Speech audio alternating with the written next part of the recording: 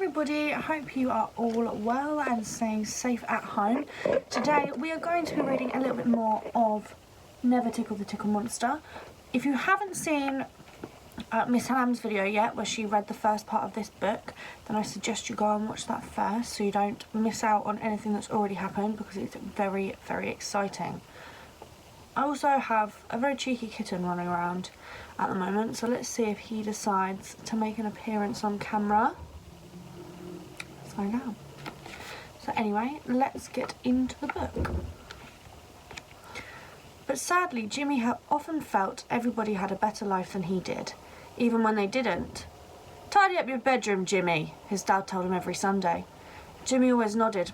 "In a sec, Dad," he'd reply. But then he'd remember how Jess never did any jobs. Yes, she was only 3, but still.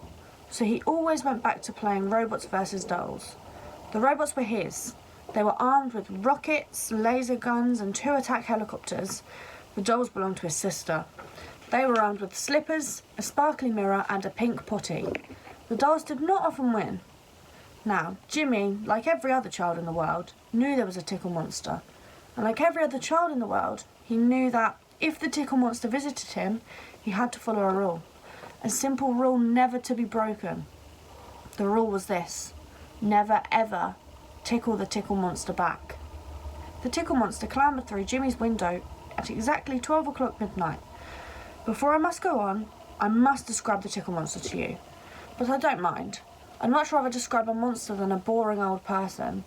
And just for fun, I put it... Get off. And just for fun, I put it in a little ditty for you. So here we go. Warts sit on his cheeks and chin, like craters on the moon. Yellow snot drips from his nose, like custard off a spoon. His bushy fur is teeming with bugs and slugs and stuff. Spiders sleeping undisturbed in his belly button fluff. He chomps on pickled eyeballs in jars of mushy snot. He's lumpy and he's dumpy. He's only happy when he's not. For fingers fluffy dusters, he has scabs on his knees. And he stinks of eggy vomit in a bowl of melty cheese. Now the tickle monster may be ugly, although possibly not to another tickle monster who might find his eggy vomit smell simply irresistible. But his job was not ugly at all. For a tickle monster's job was to tickle the feet of unhappy children until they felt, well, happy. Until they chuckled and chortled, writhed and wriggled, if only for a few seconds. On this cold, wet December night, the tickle monster stood silently at the end of Jimmy's bed. Sticking out from under the T-Rex decorated duvet were 2 sockless feet. The monster bent over. He was 7 foot tall, and with his fluffy duster fingers, he tickled the bottom of Jimmy's left foot. The boy wriggled in his bed, but surprisingly, he did not laugh. The monster shrugged and tickled the bottom of his right foot, but still nothing. No tittering, no chuckling, no belly-clutching guffawing. The tickle monster scowled. "How odd," he muttered. "I think, possibly, this is a good time for me to tell you that Jimmy was a light sleeper. A very light sleeper. Which is why the little boy's eyes blinked open. Now I know, if I spotted a 7-foot monster with bushy fur, teeming with bugs and slugs, at the end of my bed, I'd shut my eyes tightly and pretend to be asleep. Or I'd simply pee my pyjamas. But not Jimmy. Oh no. Jimmy, when he saw the tickle monster leering down at him, thought, why can only a tickle monster tickle? I can tickle too. So he shut up his bed, stuck out his little finger, and tickled the tickle monster back. Instantly there was a long, low growl of thunder. A second later, the window was filled with a flash of lightning. Jimmy's bed shivered and shook. The button eyes on his teddy popped off. His toy robots exploded. Boom, boom, boom. And I think, yes it did. The world even stopped. Hello? And the tickle monster, well, he smiled. Yes, smiled. "At last," he growled. "I'm free!" Jimmy scowled. This is not at all what he expected the tickle monster to say. The boy's fingers suddenly felt sort of tingly. He looked down at them. Now he knew why. His fingers were no longer fingers. They were fluffy dusters. Jumping out of bed, he sprinted over to the mirror. "Oh no," he mumbled.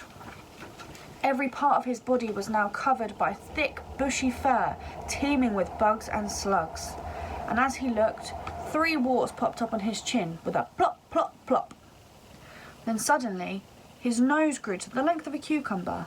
He sniffed his armpits. He even smelt of eggy vomit and melted cheese. He was now a monster too. I'm sick of tickling kids' feet, grumbled the Tickle Monster. They wriggle, they kick. Kids' feet smell of flower petals. It's revolting. But, stammered Jimmy, looking up at him. What do I do? If my mum and dad see me like this, they'll grow a right wobbly. Do, growled the Tickle Monster. Do. You do what all tickle monsters do. You tickle feet. He finished a scrap of paper from his fur and handed it to the trembling boy. Here's a list of the kids you must visit tonight. Don't miss any of them. Understood? Jimmy took the paper, which he discovered is difficult to do with fluffy duster fingers. The boy grimaced.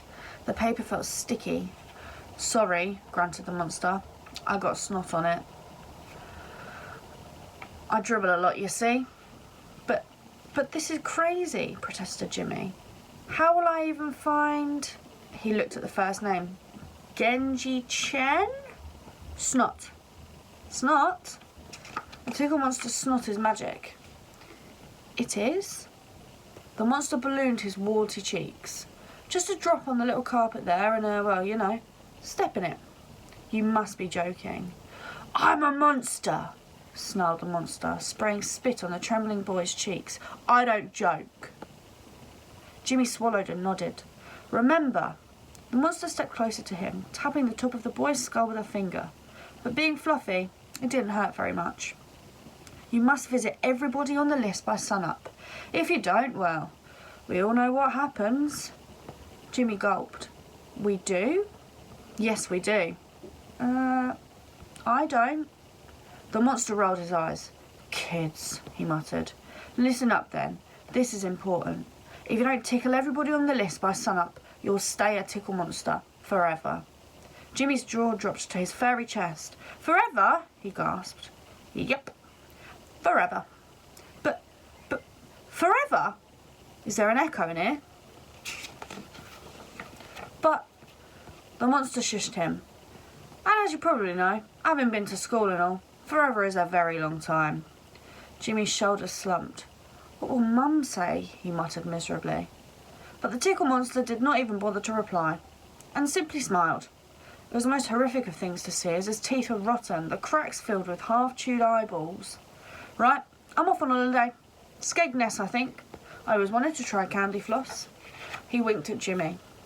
Good luck. Then, without another word, he hopped out of the window. Glumly, Jimmy looked down at the paper still clutched in his fluffy duster fingers. There were only 3 children on the list. Genji Chen, Sybil Popov, and Irini Vasil. So not many. The boy scowled at the first name. He did not know a Genji. The snot dribbling from his nostrils had formed a small yellow pool on the carpet. The new carpet. The new ivory white carpet. That'll cheer Mum up, he thought. Then reluctantly, he stepped into the puddle. Ah! He yelped as he dropped through the floor. Down, down, down. He twisted, he turned, he vomited, he flipped and he flopped, and he vomited. His tummy did 100 cartwheels. It was like flying down a water chute, until with a bump, he landed on his bottom. Feeling a little dizzy, he stood up. He saw he was in a boy's bedroom. How did he know? Well, firstly, there was a Star Wars poster on the wall, and secondly, the room was dimly lit by a robot-shaped lamp. Over in the corner of the room was a bed, and in the bed, under a duvet, there slept a boy. Genji Chen, Jimmy hoped. Dribbling snot, Jimmy ambled over to him. He saw that the boy's eyes were puffed up and red. Jimmy wondered. What did he wonder?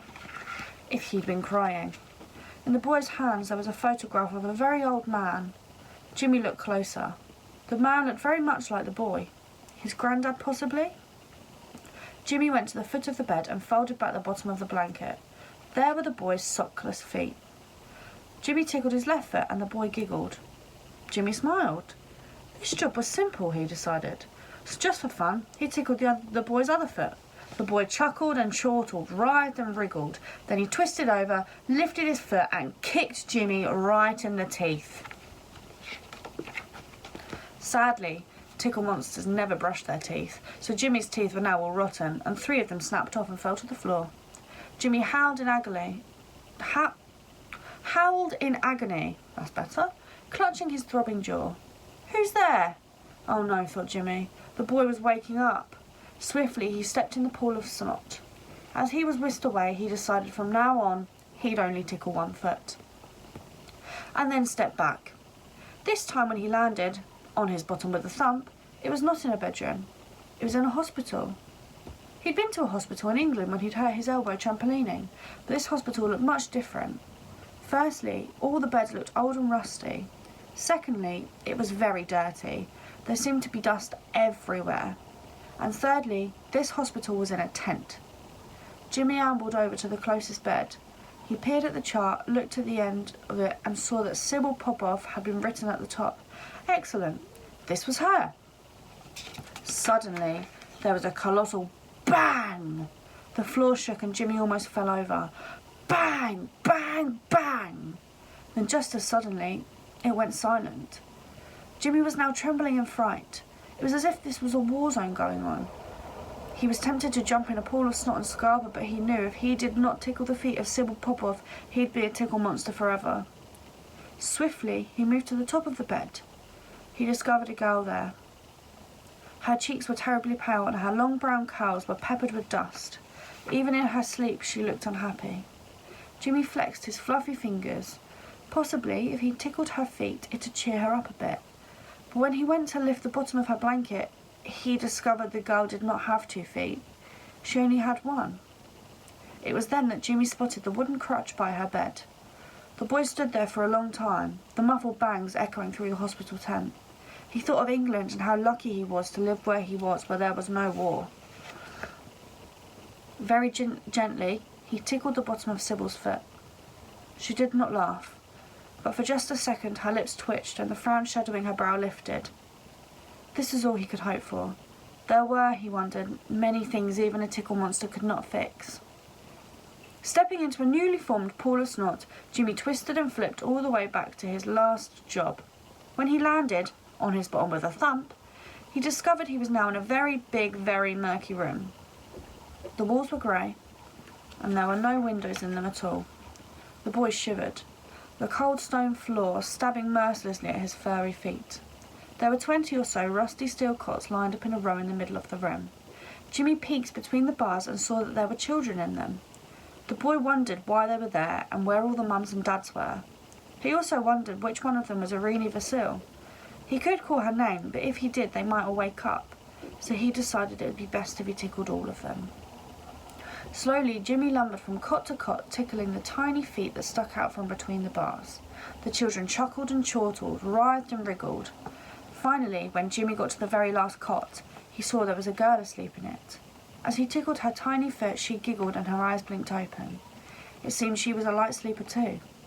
Jimmy hoped she'd not yell out, but when she saw the furry boy, she did not seem frightened at all. Jimmy dropped to his knees by her bed. "Irene," he whispered. She nodded. She took the boy's fluffy finger in her hand. "Tickle monster," she whispered with a smile. Then there was a flash of light, and Jimmy was back in his bedroom. And there, perched on the end of Jimmy's bed, and not looking happy at all, was the tickle monster. "Did you, not enjoy your holiday?" Jimmy asked him. "No," the monster grunted back. He looked sheepishly to his feet. "I got a grumbly tummy from all the candy floss."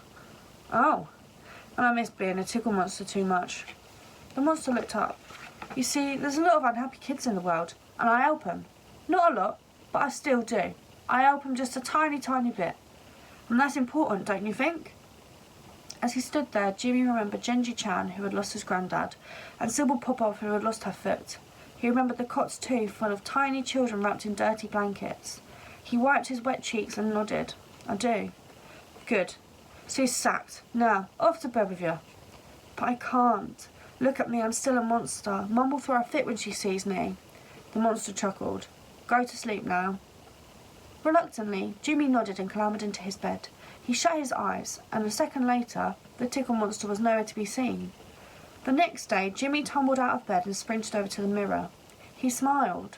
There were no longer any warts on his cheeks and chin, and his fur, full of bugs and slugs, had vanished. Even his nose had stopped dribbling. He was now just a boy, which as it happens was exactly what he wanted to be, and a very lucky boy at that. Mum! Dad! He yelled. He ran off to find them, and when he did, he hugged them for a very long time.